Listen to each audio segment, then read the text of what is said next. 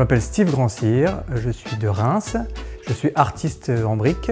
Mon nom d'artiste c'est Grand-Cyr Archibriques et on dit aussi que je suis un AFOL, donc c'est l'acronyme pour Adult Fan of Lego.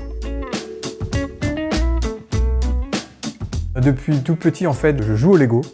À Noël, anniversaire, j'avais que ça quasiment. C'était vraiment le produit de base sous le sapin et pour l'anniversaire. J'ai construit une ville, j'ai commencé par faire ça. Donc c'est vraiment de là que c'est parti, de la ville, de l'architecture.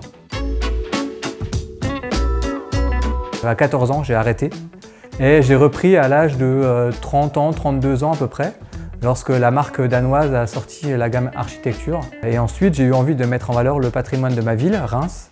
Quand ils ont restauré le Boulingrin à Reims, je suis allé le voir et je me suis dit, purée, ce bâtiment il est magnifique, et art déco, donc c'est parti de là. Donc j'ai commencé à construire des petites maquettes pour chez moi.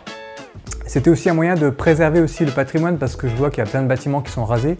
Donc par peur que certains disparaissent, je les ai reproduits pour avoir un exemple et pouvoir conserver ça un peu en mémoire. J'ai présenté ces maquettes de temps en temps sur des marchés de créateurs. Donc j'ai commencé à vendre ces maquettes-là et donc petit à petit j'ai continué à développer des maquettes de Reims, des commandes clients, maquettes de Reims, commandes clients. Ça fait une dizaine d'années que je m'attaque à ma ville et à d'autres villes aussi.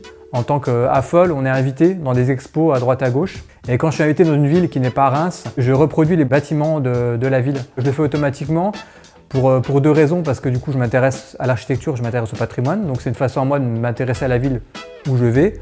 Et deuxièmement, c'est aussi pour plaire aux visiteurs des expositions, pour qu'ils reconnaissent un peu leur ville. Ça va donner un peu plus de convivialité à l'exposition.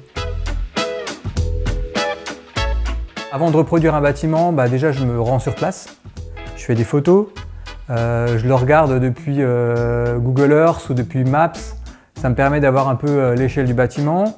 Après, je me renseigne sur internet de savoir à quoi servait ce bâtiment, d'où il vient, est-ce qu'il a été restauré, de quand il date. Ça donne plein d'indications qui vont m'aider après à la construction. Le processus de création, il part des contraintes. Une fois qu'on a résolu la grosse contrainte, tout le reste après en découle. Et du coup, il faut être fidèle au niveau des spécificités, au niveau de la couleur. Et bien sûr, il faut que le bâtiment tienne debout. En fait, oui, c'est un peu comme quand on commence une collection.